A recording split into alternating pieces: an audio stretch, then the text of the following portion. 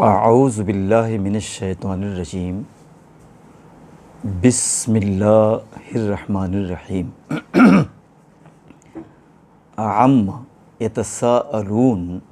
عن النبأ العظیم الذی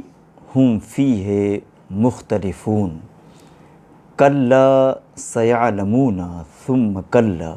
سیعلمون علم نجعل الارض مہادا والجبال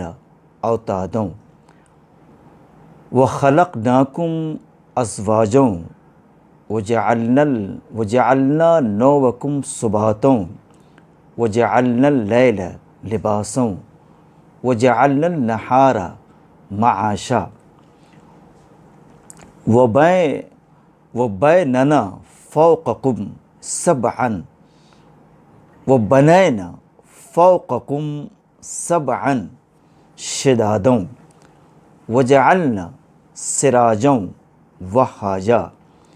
وانزلنا من المعصرات ماء ثجاجا لنخرج به حبا ونباتا وجنات الفافا ان یوم الفصل کان میقاتا یوم ینفخ فی الصور فتاتون افواجا وفتحت السماء فکانت ابوابا وسیرت الجبال فکانت سرابا ان جہنم کانت مرصادا للطاغین مآبا لابثین فیہا احقابا لا یذوقون فیہا بردا ولا شرابا الا حمیما وغساقا جزاء وفاقا انہم کانوا لا یرجون حسابا وکذبوا بآیاتنا کذابا وکل شیء احصیناہ کتابا فذوقوا فلن نزیدکم الا عذابا۔ یہ سورہ النب ہے، اور سورہ النب میں آفاقی دلائل، انفسی دلائل اور ان چیزوں کو پیش کرتے ہوئے،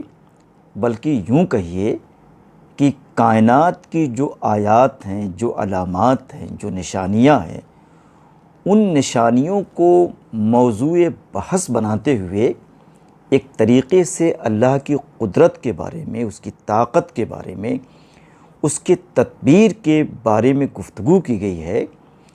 اور اس گفتگو کے حوالے سے بار بار عربوں کو، مشرکین کو، متمردین کو اس بات کا قائل کرنے کی کوشش کی گئی ہے کہ جس قیامت کے بارے میں تمہارے یہاں اختلاف آراء ہے، اور جس کے بارے میں تم تناقض کا، اضطراب کا، ذہنی الجھن و بے قراری کا شکار ہو، اس میں یہ بتانا چاہتا ہے قرآن کہ اس دن کے بارے میں جو طرح طرح کے شکوک و شبہات کا تم شکار ہو،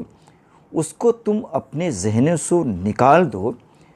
اور یہ بات اٹل ہے۔ اللہ تعالیٰ کہنا تھا کہ بالکل سے متعین ہے کہ قیامت ضرور آئے گی، اور اس کا ایک وقت ہے، اس وقت سے وہ قیامت نہ آگے ہو سکتی ہے نہ پیچھے ہو سکتی ہے۔ تو تمہارے جو قیامت کے تعلق سے طرح طرح کے تأملات ہیں، ترددات ہیں، جو طرح طرح کے اضطرابات ہیں، ان ساری چیزوں کو تم ذہن سے اگر نہیں نکالو گے تو اس دن میدان حشر میں سوائے ناکامی اور نامرادی کے علاوہ تمہارے حصے میں اور کوئی چیز نہیں آئے گی۔ اس کے بعد پھر انہی لوگوں کے عذاب کے بارے میں اور قیامت کے ڈالنے کے بارے میں ذکر کیا گیا ہے، اور اس سورہ کی تفسیر و توضیح میں جانے سے پہلے اختصار کے ساتھ یہ بتانا ضروری ہے کہ اس پورے پارے کی جو ابتدا یہاں سے ہوتی ہے، اسی تصور آخرت کو بار بار مختلف انداز سے، مختلف ڈھنگ سے، مختلف کلمات سے، مختلف تعبیرات و تمثیلات سے یہ بات لوگوں کے ذہن میں، خاص طور سے منکرین قیامت کے ذہن میں بٹھانے کی کوشش کی گئی ہے کہ اگر کسی انسان کے اندر تصور آخرت نہیں ہے تو اس کی یہ پوری دنیاوی زندگی لا حاصل، بے نیل و مرام اور بے مقصد ہے، قرآن یہ کہنا چاہتا ہے۔ اس کی جو پہلی آیت ہے، جو ان کے ہاں تناقضات تھے، جو ذہنی ترددات تھے، اس کو قرآن نے یوں کہا ہے کہ عما یتساءلون، کہ جب قیامت کا ذکر کیا جاتا ہے، قیامت کے کوائف کے احوال مشرکین و کفار کے سامنے بیان کیا جاتا ہے تو طرح طرح کے سوالات کرتے ہیں کہ کب آئے گی، کیسے آئے گی۔ اس میں کچھ لوگ ایسے بھی تھے جو کہتے ہیں کہ اگر قیامت آ بھی گئی تو ہمارے جو دیوی ہیں، ہمارے جو دیوتا ہیں جن کی ہم پرستش کرتے ہیں، وہ ہم کو قیامت کے ان شدائد سے، ان مسائل سے، ان آلام و پریشانیوں سے بچا لیں گے۔ اور ان آیات کو پڑھیے تو اس میں ایک ایسی سی جھلک بھی ملتی ہے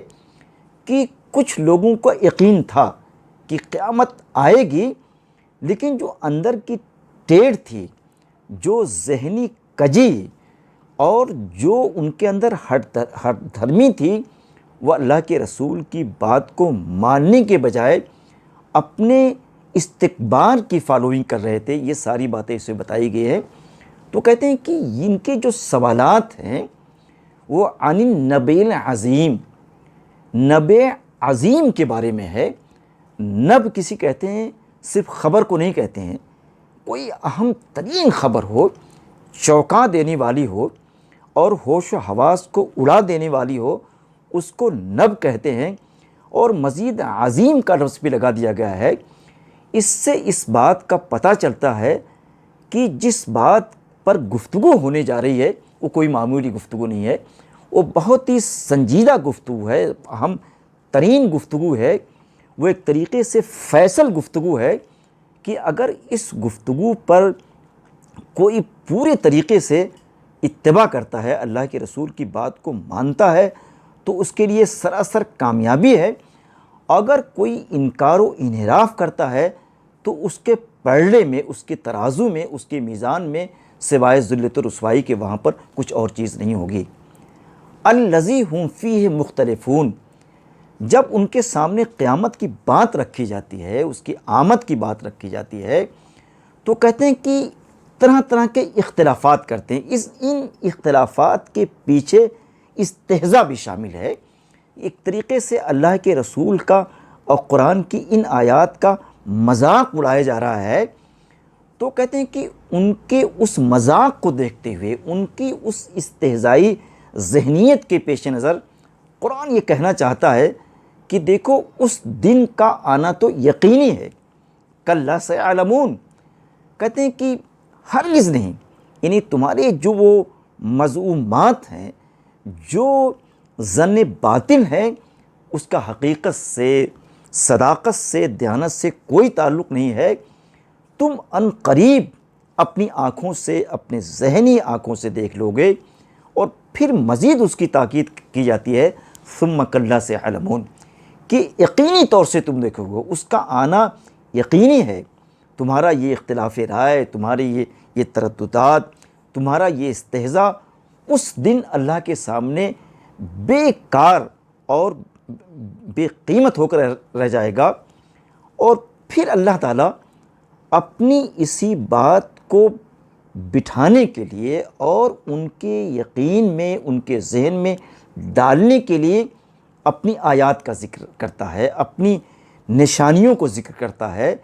کائنات میں اپنی کار فرمائیوں کا ذکر کرتا ہے۔ اور پہلی جو آیت ہے جو زمین کے بارے میں کہی گئی ہے کہ الم نجعل الارض مہادا، زمین کا ذکر مختلف انداز سے، اس کا جو تسویہ ہوا ہے، اس کو جو بچھایا گیا ہے، زمین کی جو آرائش کی گئی ہے، کہیں اس کے توحاہا کہا گیا ہے کہ اس کو بچھا دیا گیا ہے۔ اور سورۃ الملک میں اسی زمین کے بچھانے کا، اس کے آرائش کا ذکر جو کیا گیا ہے، تو وہاں پر ذلول کا لفظ استعمال کیا گیا۔ عام طور سے مفسرین ذلول کا ترجمہ صرف یہ کرتے ہیں کہ ہموار زمین، لیکن ذلول کا جو لفظی مفہوم ہے، ذلول ایسے اونٹنے کو کہتے ہیں جو بڑی آرام کے ساتھ اپنے مالک کو بڑی استراحت کے ساتھ اپنے مقام تک پہنچاتی ہے۔ تو ظاہر کی اونٹنے سے ایک طریقے سے ایک ان کی معیشت وابستہ سی عربوں کی، تو جو ایک اونٹنی میں سہولیات ہو سکتی ہیں، جو استراحت ہو سکتی ہیں، قرآن نے زمین کو ذلول کہا ہے کہ تمہاری اونٹنی کی طرح ہے، یہ زمین بھی تمہیں آسائش دے گی، یہ زمین بھی تمہیں مالدار و ثروت مند بنائے گی۔ تو اسی طریقے سے یہاں بھی کہا گیا ہے قرآن کی جو لسانیات ہے، اگر قرآن کی لسانیات سامنے نہ ہو، اس کی لفظیات اگر سامنے نہ ہو، تو قرآن کی جو معنویت ہے، جو اس کی پہنائی ہے، جو اس کی گہرائی ہے، وہاں تک پہنچنا آسان نہیں ہوگا۔ تو کہتے ہیں کہ الم نجعل الارض مہادا، کہ ہم نے زمین کو مہاد بنایا ہے۔ مہاد کے معنی جس طریقے سے معصوم بچہ ہوتا ہے، شیرخوار بچہ ہوتا ہے، اپنی ماں کی گود میں پہنچ کر روتا ہوا تھا، لیکن جیسے ہی پہنچتا ہے اس کے آنسو بند ہو جاتے ہیں، اس کا چلانا اور چیخنا بند ہو جاتا ہے۔ بلکہ شیرخوار بچوں کو چھوڑیے، کہتے ہیں کہ بلوغت کے باوجود بھی ایک طریقے سے انسان مرد ہو جاتا ہے، بالغ و عاقل ہو جاتا ہے، لیکن اس کے باوجود بھی کبھی کبھی اپنی ماں کی گود میں جا کر پڑ جاتا ہے۔ تو قرآن یہ کہنا چاہتا ہے کہ یہ زمین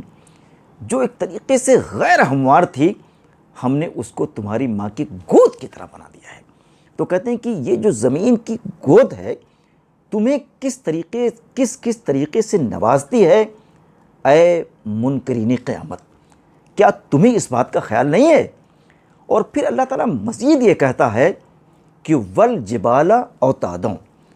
اور زمین کے ساتھ ساتھ زمین کی بیلنسنگ کے لیے، زمین میں توازن و تناسب کے برقرار رکھنے کے لیے ہم نے پہاڑوں سے کھوٹی کا کام لیا ہے، میخوں کا کام لیا ہے۔ میخ اسے کہتے ہیں جب آپ دیکھیے بڑا تمبو یا کہتے ہیں کہ تانا جاتا ہے شامیانہ، تو جگہ جگہ اس کے میخیں بنائی جاتی ہیں تاکہ وہ شامیانہ ڈس بیلنس نہ ہونے پائے۔ اگر کہیں اس کی ایک میخ، ایک کھوٹی کمزور ہوئی تو گر جاتا ہے۔ تو کہتے ہیں کہ یہ سارا جو سسٹم ہے زمین کو میزان میں رکھنے کا، اس کے تناسب کا، اگر ان چیزوں پر تم غور کرو تو اے منکرین قیامت، تم اس تناقض ذہنی کا شکار نہیں ہوگو۔ قرآن یہ کہنا چاہتا ہے، اور پھر یہ کہنا چاہتا ہے ان ساری چیزوں پر، پہاڑوں کے بارے میں، زمین کے بارے میں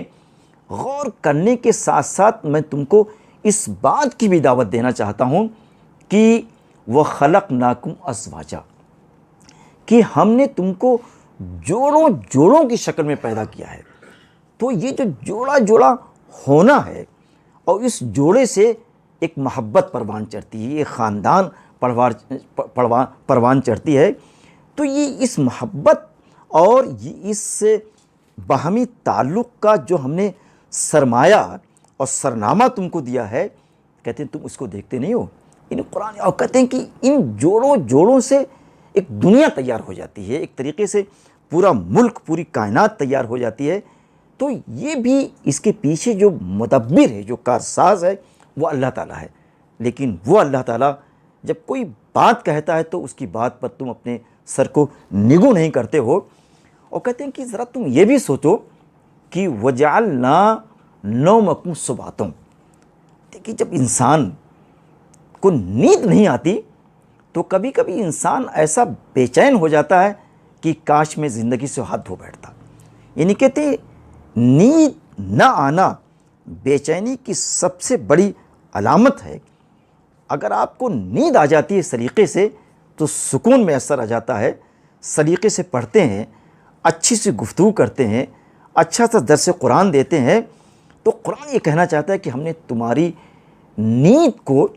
یہاں پر امین احسن اصلاحی صاحب نے جو لفظ استعمال کیا ہے ثبات کے سلسلے میں، دفع کلفت،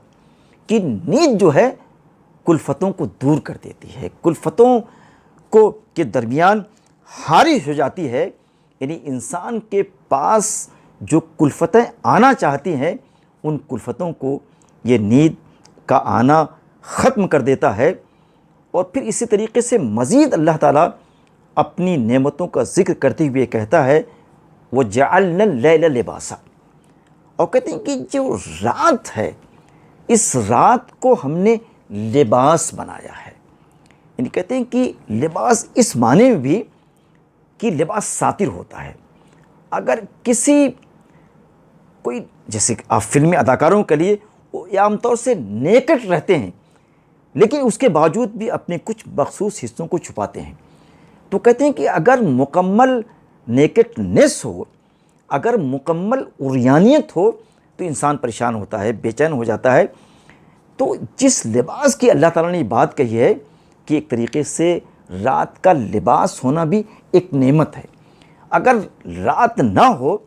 تو مستقلاً انسان جگتے جگتے کام کرتے کرتے لہو لہان ہو جائے، پریشان ہو جائے، اس کو تکان لاحق ہو جائے۔ تو یہ اس طریقے سے بھی اللہ اپنی نعمت کو گناتا ہے۔ وَجَعَلْنَا النَّهَارَ مَعَاشًا، وہ کہتے ہیں کہ دن کو ہم نے معاش بنایا ہے، اکتساب رزق کے لیے بنایا ہے۔ لیکن آج کی جو جدید دنیا ہے، آج کی جو نیو جنریشن ہے، نیو جنریشن نے رات کو دن میں تبدیل کر دیا ہے اور دن کو رات میں تبدیل کر دیا ہے، جس کی وجہ سے پوری ثقافت، پوری معیشت ایک طریقے سے تناؤ کا شکار ہو گئی ہے۔ یعنی نئی نسل کی جو سب سے بڑی ناکامی ہے کہ اللہ کے اس سسٹم کو، قرآنی اس سسٹم کو اس نے بالکل سے تبدیل کر کے رہ دیا ہے، جس کی وجہ سے کرونا وائرس آتا ہے، جس کی وجہ سے فرقہ واریت آتی ہے، جس کی وجہ سے ذہنی اضطرابیت آتی ہے۔ تو یہ ساری چیزیں جو جدید دور ذہنی تناؤ کا شکار ہے، صرف اس لیے کہ قرآن جس طریقے سے رہنے کی بات کرتا ہے، قرآن جس طریقے سے کمانے کی بات کرتا ہے، قرآن جس طریقے سے سونے کی بات کرتا ہے، چونکہ اس کے جسٹ اپوزٹ ہماری کار فرمائی ہے، جس کی وجہ سے ہم پریشانیوں کا، مسائل کا اور پرابلمز کا شکار ہے یہ پورا معاشرہ۔ اور پھر یہ کہنا چاہتے ہیں، پھر اللہ تعالیٰ اپنی ایک آیت کی طرف، اپنی ایک نشانی کی طرف، اپنی ایک کارکردگی کی طرف یوں اشارہ کرتا ہے وَبَنَيْنَا فَوْقَكُمْ سَبْحًا شِدَادًا، اسی شدادہ کو کہیں طباقہ کہا ہے، کہیں طباقہ کہا ہے کہ ہم نے آسمان کو تہ بتہ بنایا ہے، اور اس تہ بتہ کو یہاں پر واضح کر دیا ہے کہ وہ جو اس کے طبق ہیں، اس کے منزل در منزل ہیں، وہ 7 ہیں۔ تو یہ بتاؤ، یہ جو آسمان تمہارے اوپر کھڑا ہے، تمہیں خوشیوں سے ہمکنار کرتا ہے، تمہیں چاندنی سے، چاند کے حسن سے نوازتا ہے، تو یہ جو اللہ کی کار فرمائی ہے، تم اس کار فرمائی پر غور کیوں نہیں کرتے؟ اور پھر آسمان کو بنانے کے بعد وَجَعَلْنَا سِرَاجًا وَهَّاجًا، ہم نے اس میں ایک چراغ رکھ دیا ہے، اور کہتے ہیں وہ جو چراغ ہے وَهَّاجًا، وہاج صرف روشن کو نہیں کہتے ہیں، بے پناہ روشن ہے۔ اور اس چراغ کی جو افادیت ہے، آپ تو صرف اتنا جانتے ہیں کہ اس سورج سے ہمیں دھوپ ملتی ہے، اس سورج سے ہمیں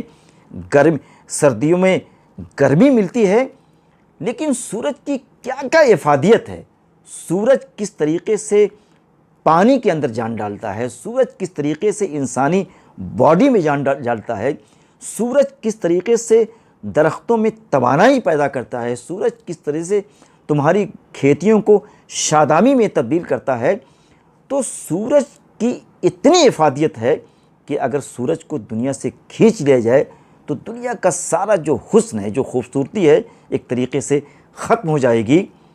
اور پھر اللہ تعالیٰ مزید اپنی حکمتوں کا، مزید اپنی نعمتوں کا ذکر اس طریقے سے کرتا ہے وَأَنزَلْنَا مِنَ الْمُعْصِرَاتِ مَاءً ثَجَّاجًا، اور کہتے ہیں کہ جو آسمان ہے، اس آسمان میں ایسے بادل ہیں کہ جو پانی سے لدے ہوئے ہیں، جو پانی سے لدے ہوئے ہیں، اور کہتے ہیں کہ پھر ان بادلوں سے بارش ہوتی ہے، اور اس قدر بارش ہوتی ہے کہ پوری زمین جل تھل ہو جاتی ہے۔ کہتے ہیں کہ دریا بہنے لگتے ہیں، اور اگر بارش نہ ہو تو جو دنیاوی غلاظت ہے، بہت بڑا اس کا کارن ہے کہ جہاں بارش کے بہت فوائد ہیں، اس کا ایک بہت بڑا فائدہ یہ ہے کہ سال بھر کی جو غلاظت ہوتی ہے، جو نجاست ہوتی ہے، جس سے تعفن پھیلتا ہے، ان ساری چیزوں کو، گندی چیزوں کو پانی اپنے ساتھ لے جا کر سمندر میں ایک طریقے سے ڈال دیتا ہے، تو جس کی وجہ سے دنیا پاک ہو جاتی ہے، شفاف ہو جاتی ہے، اور اسی بارش سے آپ کے پانی کا لیول بڑھ جاتا ہے جناب، پانی کا لیول بڑھ جاتا ہے۔ اگر بارش نہ ہو، بار بار جو پانی کے اسٹیگنیشن کی بات کی جاتی ہے، پانی کے کو گڈھا کھود کر جمع کرنے کی بات کی جاتی ہے، صرف اس لیے کی جاتی ہے کہ پانی کا لیول بڑھ جائے۔ تو اس بارش کے کیا کیا فوائد ہیں؟ کہتے ہیں کہ ان فوائد کے بارے میں سائنس جتنے بہتر طریقے سے جانتی ہے وہ ہم نہیں جانتے۔ قرآن یہ کہنا چاہتا ہے، اور پھر یہ کہنا چاہتا ہے کہ اس پانی کے، اس برسات کے فوائد کیا کیا ہیں، یا قرآن کی زبان میں معارف کیا کیا ہیں۔ قرآن یہ کہنا چاہتا ہے کہ دیکھو، لِنُخْرِجَ بِهِ حَبًّا، ایک تو اس بارش سے، ویسی بارش اگر ہو جائے اور بارش لا حاصل ہو، اللہ کہتے ہیں کہ بارش کرتا ہوں، پھر اسی بارش کے حوالے سے تم کو دیگر طریقے سے نوازتا بھی ہوں، اناج نکالتا ہوں جناب، گیہوں ہوتا ہے، چاول ہوتا ہے، گنا ہوتا ہے، مٹر ہوتی ہے، چنا ہوتا ہے، دال ہوتی ہے، اور پیاز ہوتی ہے۔ اور پیاز کی کرائسس تو ہندوستان میں کبھی نہیں ہوئی، یہ ہماری حکومت کرائسس کرتی ہے، یہ ہمارے تاجر کرتے ہیں، چیزوں کو اسٹور کر کے بعد میں اسے مہنگی شکل میں بیچتے ہیں۔ تو یہ جو ذخیرہ اندوزی ہے، قرآن اس کا بھی خلاف ہے، دوسری جگہوں پہ اس کا ذکر ہے۔ وہ نباتات اور اناج کے ساتھ ساتھ ہم نباتات بھی اگاتے ہیں۔ بھئی آپ کشمیر میں جائیں، جو سیب کے پودے ہیں، سیب کے جو پیڑ ہیں، ان پیڑوں کو دیکھیے تو سیبوں کو کھانے سے زیادہ سیبوں کو توڑنے کا دل چاہتا ہے۔ کہتے ہیں سیب، کہتے ہیں غالب تھا، کہتے ہیں کہ وہ بھی چاہتا تھا کہ اپنے ہاتھوں سے توڑ کے کھاؤں۔ غالب کسی نواب کے باغ میں ٹہل رہے تھے، تو نواب صاحب نے پوچھا کہ ارے بھائی تم ٹہل کیوں رہے ہو؟ کہتے ہیں میں یہ دیکھ رہا ہوں کہ کیا کسی آم پر میرا بھی نام لکھا ہوا ہے۔ غالب تو صرف یہ باتیں جانتا تھا، لیکن پتہ نہیں قرآن کی اس آیت سے واقف تھا کہ نہیں تھا۔ اگر اس قرآن کی آیت سے وہ واقف ہوتا تو اس کی ظرافت بڑھ جاتی، اس کی شاعری کہیں سے کہیں پہنچ جاتی۔ تو قرآن نے جو کائنات کا نقشہ کھینچا ہے، اور اس نقشے میں ایک چیز اور بھی ہے، وہ جنات الفافا۔ وہ کہتے ہیں کہ جو باغات ہیں وہ بڑے گھنے ہیں، جس طریقے سے باغات مغربی یوپی میں ہوتے ہیں، اور ان باغات کی جو شادابی ہے وہ ہمارے مشرقی یوپی میں نہیں ہوتی ہے۔ تو ایک طریقے سے آپ شام جائیے، آپ خاص طور سے حلب جائیے، تو وہاں پر پھلوں کے جو باغات ہوتے ہیں وہ اس قدر حسین ہوتے ہیں، اس قدر جمیل ہوتے ہیں کہ جس طریقے سے پھل کو آپ کھانا چاہتے ہیں، اسی طریقے سے انسان ان باغات کی شادابی سے لطف اندوز ہونا چاہتا ہے۔ وہ کہتے ہیں کہ ان ساری چیزوں کو تم دیکھتے ہو، ان ساری چیزوں سے تم لطف اندوز ہوتے ہو، ان ساری چیزوں سے اپنی معیشت کی سہولیات کو حاصل کرتے ہو، اور کہتے ہیں کہ لیکن اس کا مدبر، ان آیات کا خالق اگر تم سے یہ کہتا ہے تم قیامت کو مان لو، اختلافات کو درگزر کر دو، پھینک دو، تو تم اس کی باتوں کو نہیں مانتے ہو۔ یعنی قرآن یہ کہنا چاہتا ہے تم جب اس کی کھاتے ہو تو اس کی گاتے کیوں نہیں؟ قرآن یہ کہنا چاہتا ہے تو کہتے ہیں کہ تم کھاتے تو میرا ہو لیکن گاتے ہو اپنے دیوی اور دیوتاؤں کی، جو انتہائی غلط بات اور نامناسب ہے۔ اور کہتے ہیں کہ اب ہم تم کو بتانا چاہتے ہیں، ہم تم کو سنانا چاہتے ہیں کہ ان یوم الفصل کانا میقاتا، کہ قیامت کا جو دن ہے، میقات کا مطلب کہ بالکل اٹل ہے، بالکل طے شدہ ہے، جس کو انگریزی میں آپ کہتے ہیں فکسڈ ہے۔ یہ لاک ڈاؤن نہیں کہ آپ یہاں سے وہاں کرتے ہیں اٹھا کر، یہ جو انسان یہاں سے وہاں کرتا ہے، لیکن اس قرآن کے نے کہا ہے کہ قیامت کا جو دن ہے، جو الساعہ ہے، وہ اپنے دن پر، اپنے وقت پر، اپنے تاریخ پر، اپنے متعینہ ٹائم پر آ جائے گی۔ اور کہتے ہیں وہ فیصلے کا دن ہے۔ اگر تم اس فیصلے کی سختیوں سے، شدائد سے بچنا چاہتے ہو، اگر اس دن کی سہولیات سے اور اس دن کی لذتوں سے تم لطف اندوز ہونا چاہتے ہو، تو قرآن کو مان لو، اللہ کی بات کو مان لو اور قیامت کے وقوع کو مان لو۔ تو اس کے بعد کہنا چاہتے ہیں کہ یہ قیامت آئے گی کیسے؟ یوم ینفخ فی الصور، کہتے ہیں کہ جب سور پھونکا جائے گا تو فتاتون افواجا۔ قرآن نے مختلف جگہوں پر، مختلف صورتوں پر اس کی مختلف انداز سے تصویر کشی کی ہے کہ مردے زمین سے فوج کی شکل میں نکلیں گے۔ قرآن نے یہ بھی کہا ہے کہ زمین کے اندر جتنے مردے ہیں ان سارے مردوں کو اٹھا کر اوپر ڈال دے گی، میدان حشر میں لا دے گی۔ قرآن یہ کہنا چاہتا ہے، اور پھر یہ بتانا چاہتا ہے وہ فتحت السماء فکانت ابوابا، یہ جو آسمان ہے، اس میں سورۃ الملک میں یہ بات بھی کہی گئی ہے کہ تم بار بار آسمان میں نگاہوں کو دوڑاؤ، کیا اس میں تمہیں کوئی فطور، کوئی نقص، کوئی خامی کہیں نظر آتی ہے؟ لیکن جب قیامت آئے گی تو ایک طریقے سے اس میں دروازے بن جائیں گے، حدیث میں بھی اس کا ذکر ہے، دروازے بن جائیں گے، اور وسیرت الجبال فکانت سرابا، اور جو اٹل پہاڑ ہیں جن کے انجماد کے بارے میں، جن کے استحکام کے بارے میں تمہارا یہ خیال ہے کہ اپنی جگہ سے یہ ہل نہیں سکتے، اپنی جگہ سے یہ ہٹ نہیں سکتے، قرآن یہ کہنا چاہتا ہے کہ قیامت کی ایسی شدت ہوگی، ایسی ہولناکی ہوگی کہ یہ پہاڑ بھی اسی طریقے سے اڑیں گے جیسے سراب اڑتی ہے، جیسے ریت اڑتی ہے۔ تو کہتے ہیں کہ دیکھو، ان ساری آیات کو ہم نے اوپر اس لیے بتایا ہے کہ تم قیامت کی شدائد پر یقین لے آؤ، تم اپنے آپ کو قیامت کے شدائد سے، اس کے محیب ترین کوائف سے تم اپنے آپ کو بچاؤ۔ قرآن یہ کہنا چاہتا ہے، وہ اس لیے کہ ان جہنم کانت مرصادا، کہتے ہیں جہنم جو ہے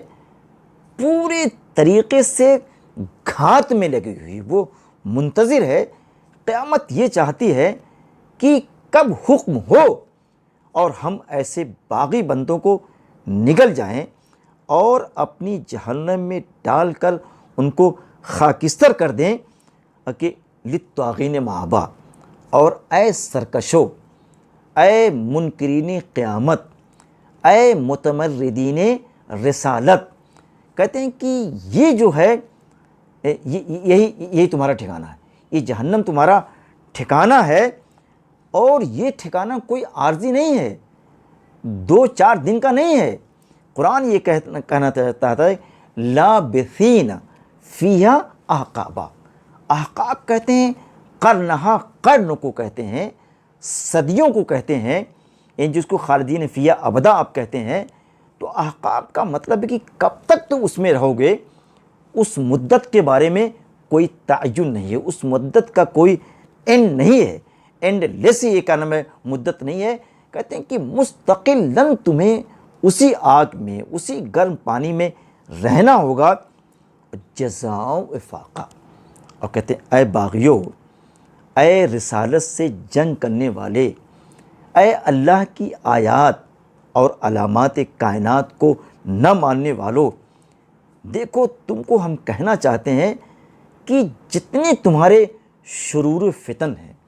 جتنے تمہارے گناہ ہیں، ایک ایک گناہ کے بدلے میں تمہیں سزا دی جائے گی، ایک ایک گناہ کے بدلے میں تمہیں آگ کے سپرد کیا جائے گا۔ قرآن یہ کہنا چاہتا ہے انہم کانوا لا یرجون حسابا، یہی وہ لوگ ہیں، یہی سرکش، باغی اور متمردین ہیں جن کا یہ خیال ہے کہ حساب و کتاب تو ایک، کہتے ہیں کہ بے معنی سی بات ہے، کہتے ہیں کہ ان کا حساب و کتاب پر، قیامت پر، اللہ کے سامنے پیشی پر، میزان پر بالکل یقین نہیں ہے، تو کہتے ہیں کہ تم سن لو، اسی طریقے کی جو جہنم ہے، جو آگ ہے، وہ تمہارے لیے بالکل سے تیار کی گئی ہے۔ جہنم منتظر ہے تمہاری تکریم کے لیے، تمہاری توقیر کے لیے، تمہاری آؤ بھگت کے لیے۔ تم ذرا وہاں جاؤ تو پتہ لگے گا۔ وہ کذبوا بآیاتنا کذابا، جب ہم آیات قرآن کی بات کرتے ہیں، جب ہم آیات کائنات کی بات کرتے ہیں، تو ان کے ہاں تکذیب ہوتی ہے، ان کے ہاں استہزاء ہوتا ہے۔ اور کہتے ہیں کہ وہ تولا کا لفظ بھی کہیں آتا ہے کہ کبر و غروب میں مر جاتے ہیں کہ رسول کی اس بکواس کو، رسول کی اس اساطیر کو، رسول کی اس جنونیت کو، اس کے سیر کو ہم کسی طریقے سے تسلیم کرنے والے نہیں ہیں۔ تو قرآن کو بتانا چاہتا ہے، ان کو سمجھانا چاہتا ہے کہ یہ جو تم نے دنیا کو لہو لعب سمجھ رکھا ہے کہ تفریح کی چیز ہے، کھیلنے کی چیز ہے، یہ دنیا ایک طریقے سے غالب کی زبان میں بازیچہ اطفال ہے، غالب نے کہا ہے۔ تو جناب غالب سے کہیے اور ان لوگوں سے بھی کہیے جو اللہ کے باغی ہیں کہ دنیا بازیچہ اطفال نہیں ہے، یہ دنیا شراب پینے کی جگہ نہیں ہے کہ بادہ نوشی یہ بات پیمائی، غالب نے جو کہا تھا، تو اس سے بات نہیں بنے گی، سمجھا آپ نے؟ بلکہ اللہ تعالیٰ یہ کہنا چاہتا ہے کہ تمہاری جتنی حرکات ہیں، تمہاری جتنی سکنات ہیں، تمہاری جتنی سوچ ہیں، اور تمہارے دل کے اندر جو اسرار ہیں، ان سارے اسرار کو ایک ایک کر کے وَكُلَّ شَيْءٍ أَحْصَيْنَاهُ، ہم نے اس کا احاطہ کیا ہے، اس کا احصاء کیا ہے، اس کو کاؤنٹ کیا ہے۔ لیکن کاؤنٹ زبانی نہیں ہے، وہ کاؤنٹ کتابہ، سمجھا آپ نے؟ وہ لکھا ہوا ہے۔ وہ کہتے ہیں کہ ریٹن فارم میں ہے، تو کہتے ہیں کہ بھائی ریٹن ایویڈنس دو، زبانی تو کورٹ کہاں مانتی ہے؟ تو اللہ کی عدالت نے بھی اس کا اہتمام کیا ہے کہ اس کے ہاں ریٹن ایویڈنس ہے، سمجھا آپ نے؟ اور ریٹن ایویڈنس میں یہ باڈی بھی گواہی دے گی، کم بڑی بات ہے۔ پاگلو، اے کفار و مشرکین، اے اللہ کی ان آیات و علامات سے انحراف کرنے والو، تم قیامت کے آنے پر یقین کر لو، ورنہ سن لو، فذوقوا فلن نزیدکم الا عذابا، کہ دیکھو جب تم وہاں ہم تمہیں دھر لیں گے، جب وہاں ہم تم کو پکڑ لیں گے، تو تمہارے عذاب میں سوائے اضافے کے، سوائے افزائش کے کچھ ہونے والا نہیں ہے۔ قرآن نے اسے یوں بھی کہا ہے لئن شکرتم لازیدنکم ولئن کفرتم ان عذابی لشدید۔ قرآن نے کہا کہ دیکھو اس بات کو سن لو، رسول جو کہتا ہے، قرآن جو کہتا ہے، اللہ کی یہ علامات، یہ آیات جو تم کو بتانا چاہتی ہیں، سمجھانا چاہتی ہیں، تمہاری ٹیڑھ کو ختم کرنا چاہتی ہیں، اگر تمہاری یہی روش رہی تو کہتے ہیں کہ تمہارے لیے یہی آگ ہے، یہی جہنم ہے جو مستقل تمہارے نوازنے کے لیے اور تمہاری تواضع کے لیے تیار ہے۔ تو یہ آیات اللہ کے بندوں سے یہ کہنا چاہتی ہیں کہ تصور آخرت کو ہر وقت